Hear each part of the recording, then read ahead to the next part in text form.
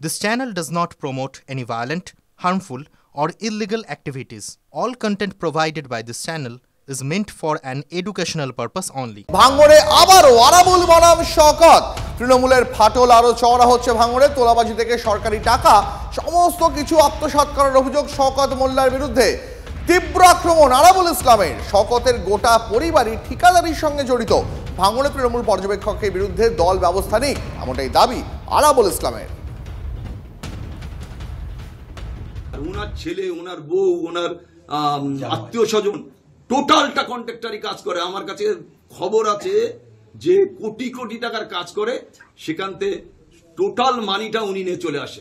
তারপরেও ওর কাছে আমার শিখতে হবে ও ভাঙড়ের মানুষের উন্নয়ন করবে, কন্ট্রাক্টরদের কাছ থেকে টাকা নেবে, উন্নয়ন করবে। ও নিজে কন্ট্রাক্টর, তো নিজে কন্ট্রাক্টর, নিজের ফ্যামিলি কন্ট্রাক্টর, নিজের আত্মীয় স্বজন কন্ট্রাক্টর। আমি ধিক্কার জানাই এই ধরনের, ওর মুখ থেকে এই ধরনের কথা শোনার জন্য।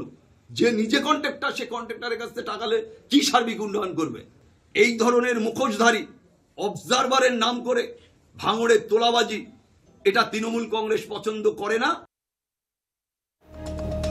আরাবুল ইসলাম যখন তীব্র ভাষায় আক্রমণ করছেন শওকত মোল্লাকে, তখন শওকত মোল্লা টিভি9 বাংলাকে জানালেন তিনি সম্মানহানির নোটিশ পাঠাবেন আরাবুলের নামে। এবং আপনাদের জানিয়ে রাখে এই মুহূর্তে ইতিমধ্যে তিনি সম্মানহানির নোটিশ আরাবুল ইসলামকে পাঠিয়ে দিয়েছেন। আরাবুলের কাছ থেকে রাজনীতি শিখব না, চড়া সুরে জবাব শওকতের। লিগাল নোটিশ পাঠিয়েছি আইনতভাবে, যা কথা বলার বলবো। কোন পাগল ছাগল কোথায় কি বললো না বললো এসব নিয়ে আমাদের মাথা ব্যথার কোনো কারণ নেই। আমি লিগাল নোটিশ পাঠিয়েছি, ও প্রত্যেকটা বিষয়ে উত্তর দেবে।